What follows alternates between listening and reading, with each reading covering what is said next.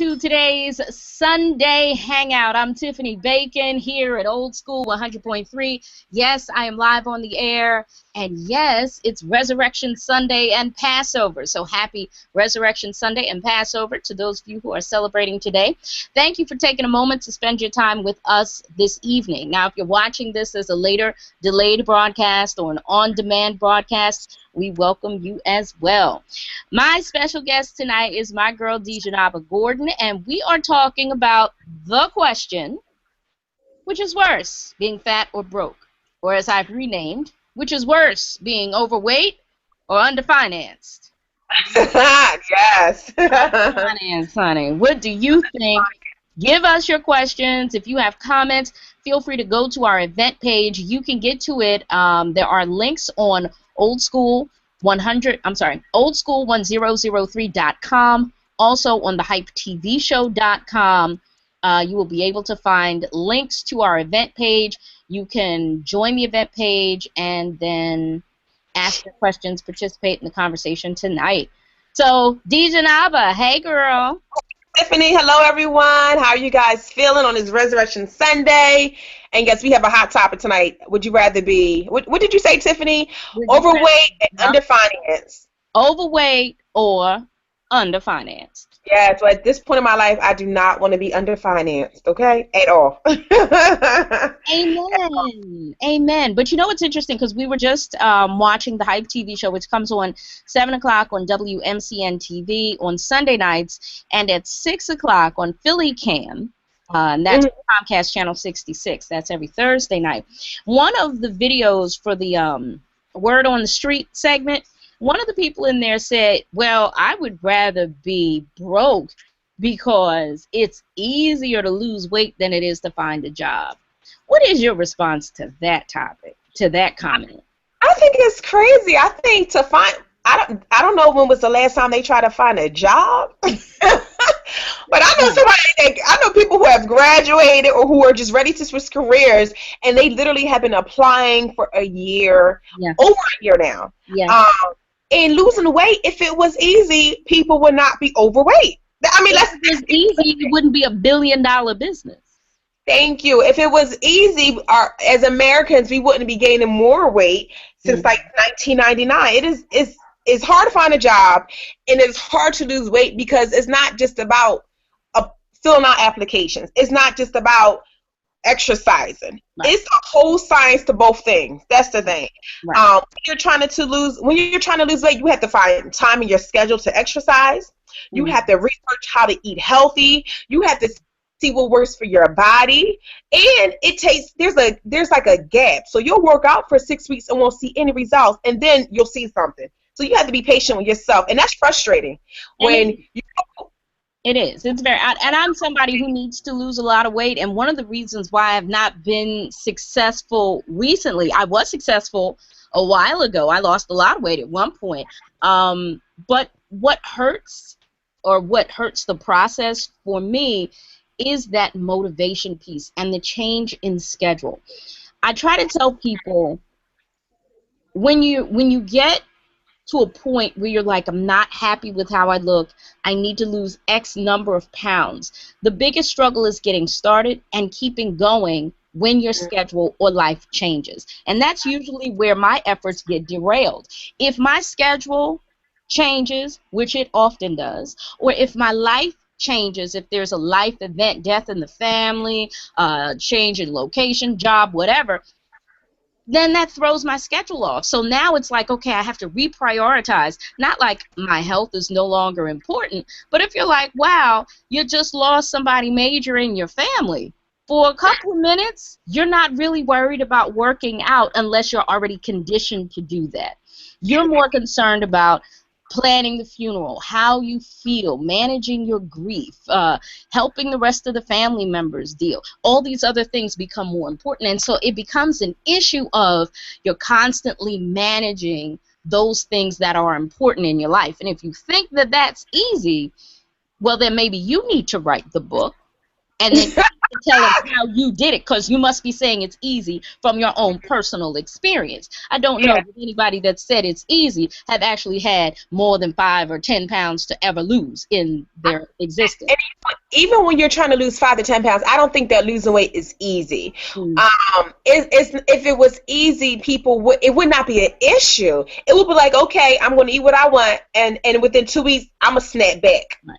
Some people can do that, and normally they're in their youth, like 25 and younger, who had never, and for females who've never had a baby or been pregnant, and just who are overly active. For us everyday Americans, what I can say, I say when you're in the process of trying to get motivated, two things. One, water. Water is your best friend.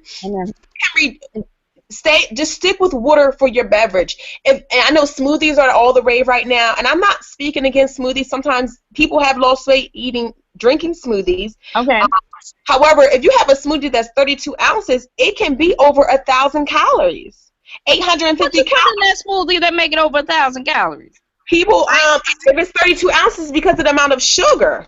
So you have to really be careful. And if you're buying it from a store, a smoothie is. People don't realize that when you're blending your fruits, sugar.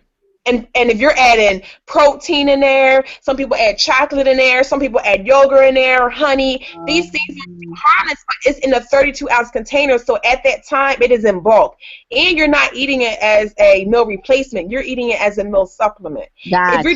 If you're doing a juice, like a vegetable juice, that's a different story because there's less sugar in it, for one. Okay.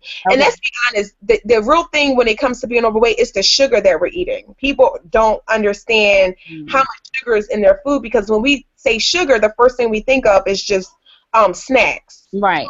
Shakes. Candy, soda, things like that. But it's the sugar and all the unrefined carbs. We are a carb country. If we can reduce our carbs, it will be a lot easier. So the first thing I tell people is try to stick to water. Start with your water, and you'll notice changes within your body with that. With your digestive system, you're drinking at least 64 ounces a day. You'll start to feel better. Yeah. And try to walk. So if you have an hour lunch break, I hope you are taking it. I know some jobs it's hard, but if you have an hour lunch break, try to really eat for 30 minutes and really try to either walk or stand for 15 minutes. You may not want to do the whole 30 minutes, but if you eat for 30 minutes and you walk for 15 minutes, each day that you walk for 15 minutes, you're going to get farther. You're going to be able to walk faster. Walking is free. And as long as you're walking, you still have your health, you know. Yes.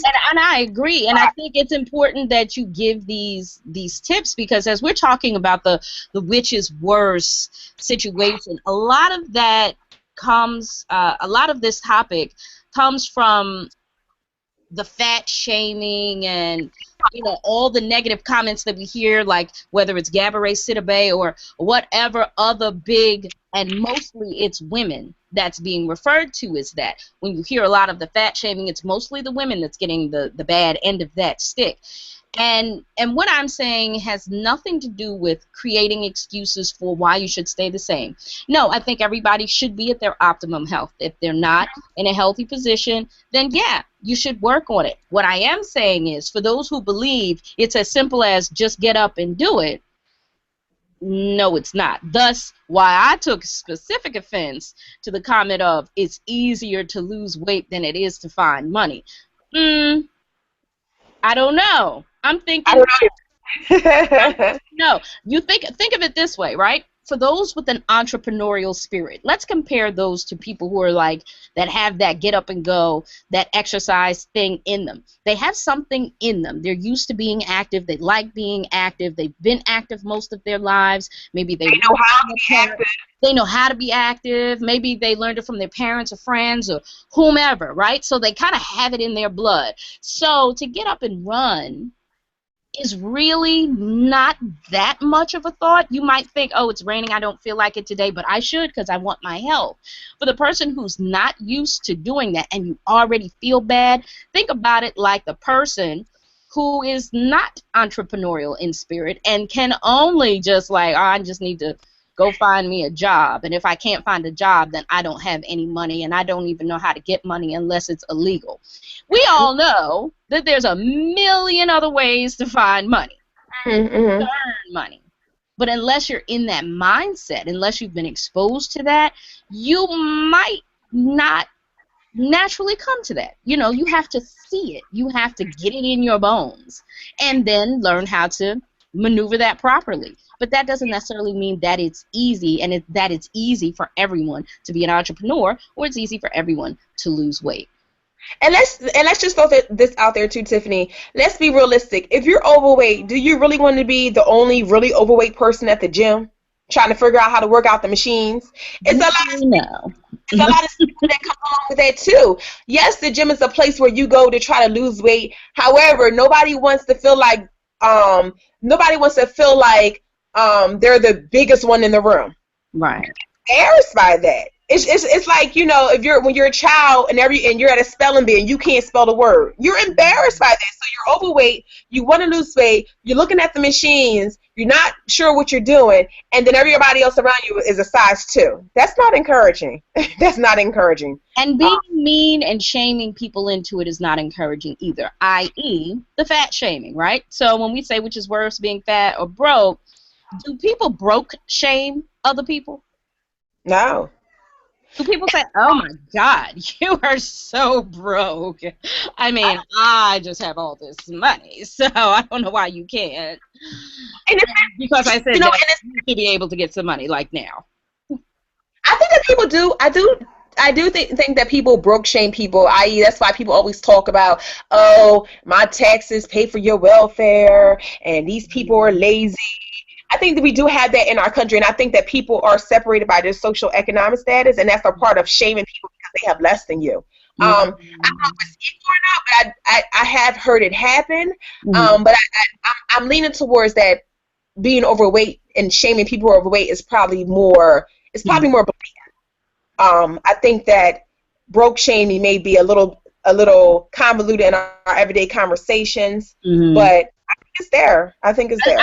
I hear more broke blaming than I hear broke shaming. You know what I mean? So in terms of broke blaming, like I blame the problems on our country on the people that are too lazy to get up and work, or the people who are too late, and poor equates with lazy for a lot of people. They just figure if you don't have any money or you're receiving public assistance, that means you don't want to. No, not at all. In a lot of cases, people work very, very hard and just don't make enough money, whether it's opportunities for education or whatever the situation may be. They just don't make enough money to get ahead and to be whatever, or they don't know how to manage the little bit that they have and possibly get ahead.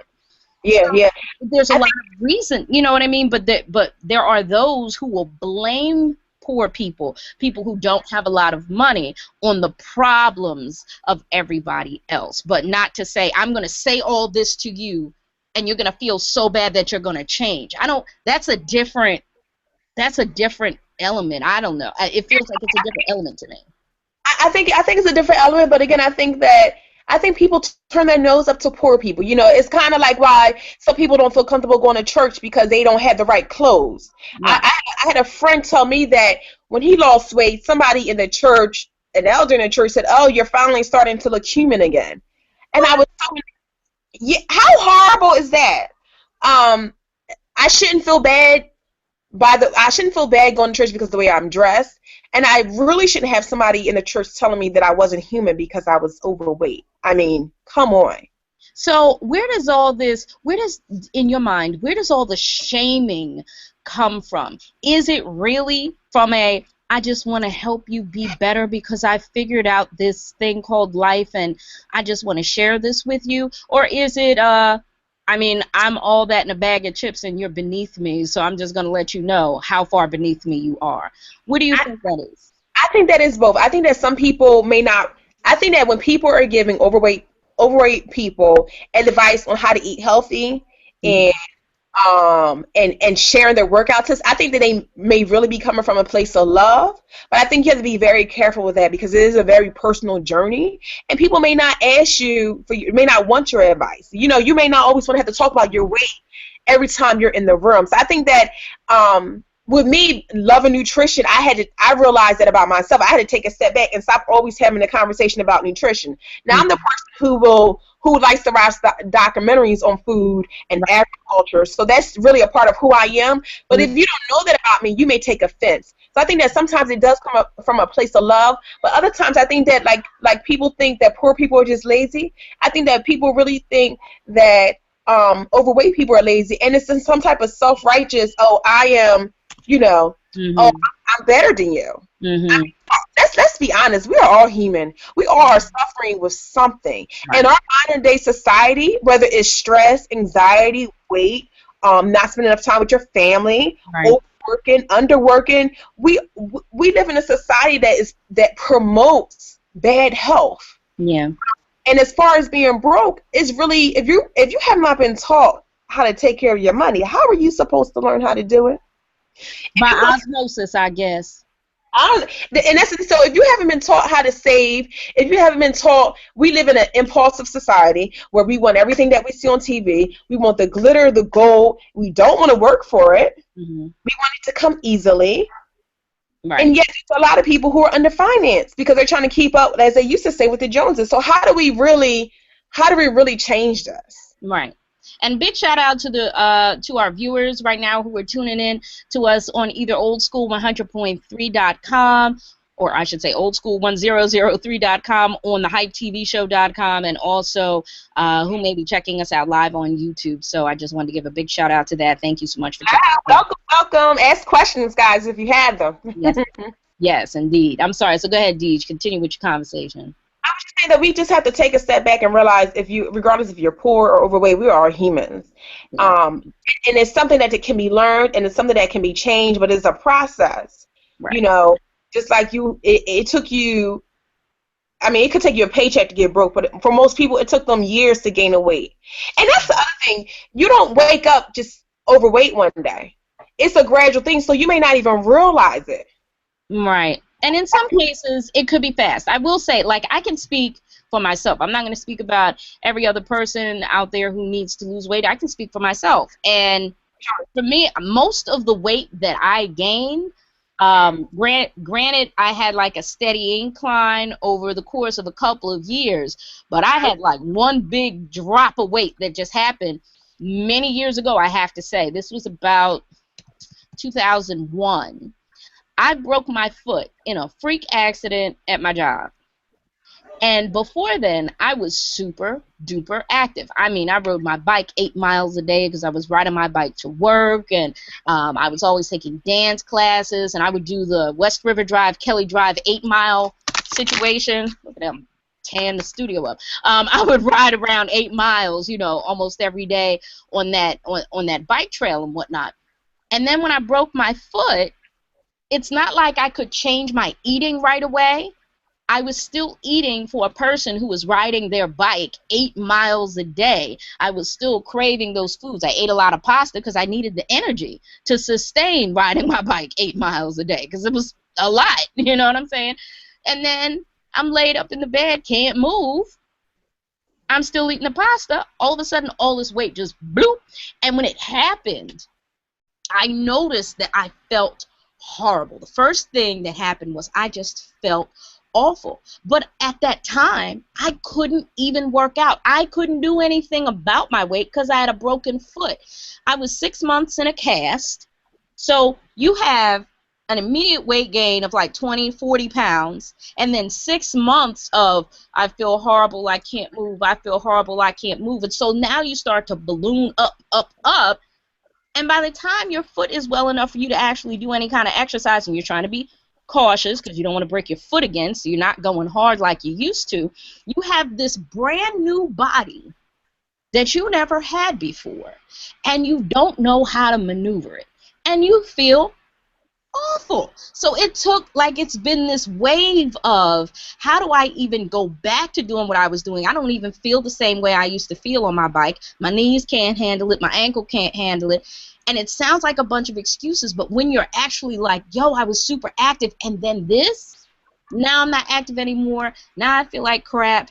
And I've had various points of getting back to activity or having moments of motivation for the activity, and then it falls back off.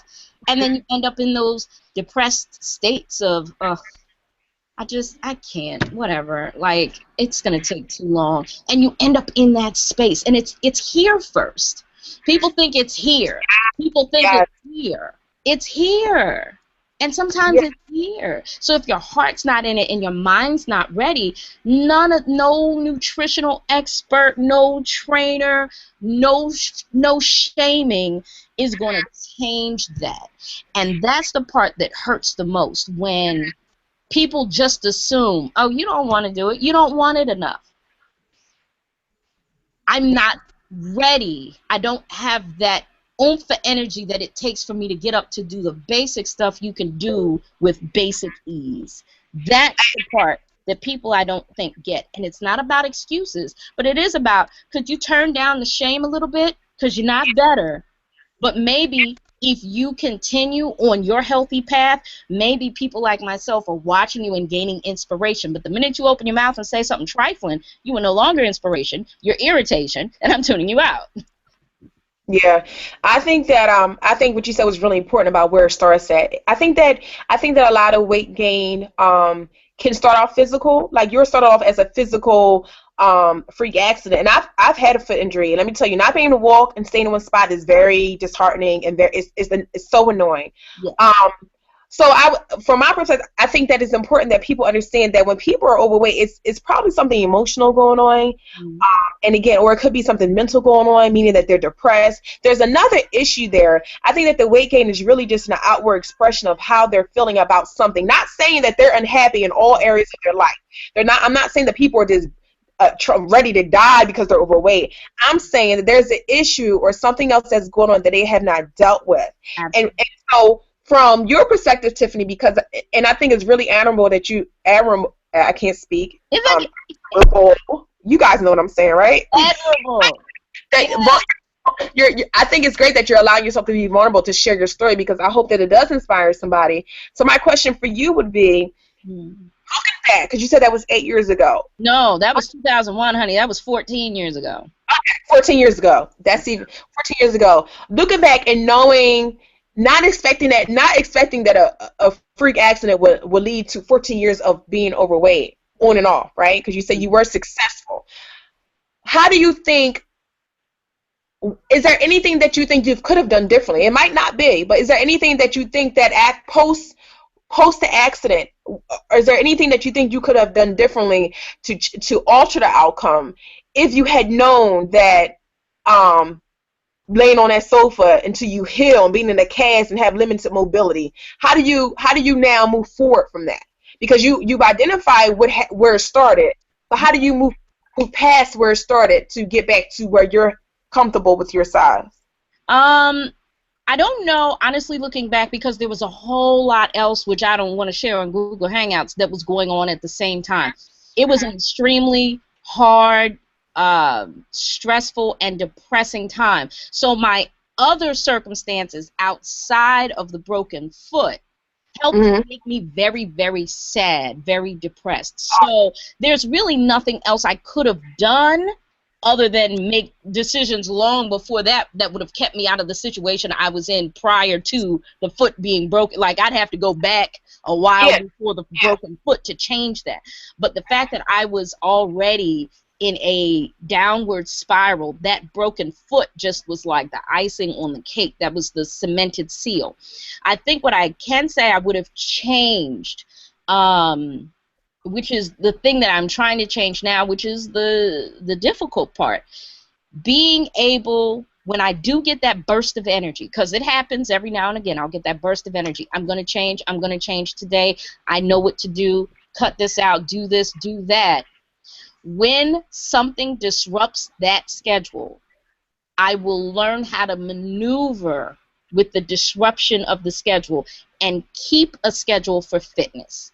That has been the major thing to undercut my success. If I change hours here at the station, if I change the day job, if I I'm in a play, and so now I can't work out at the same time right after work before I come to the station anymore because I have rehearsal every night or rehearsal every other night or whatever the case may be. Finding those ways to still get the exercise in and to push myself to plan so that I have good meals to eat and snacks to eat, good snacks to eat throughout the day, where I'm not grabbing the most available thing, which is often the most unhealthy thing available.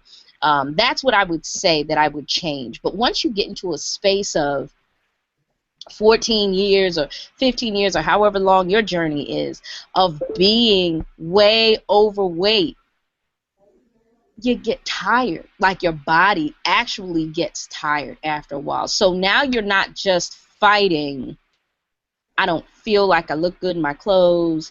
You're physically fighting physical fatigue, which is hard. If anybody's ever tried to do anything when they're tired, you know that is difficult. Yeah.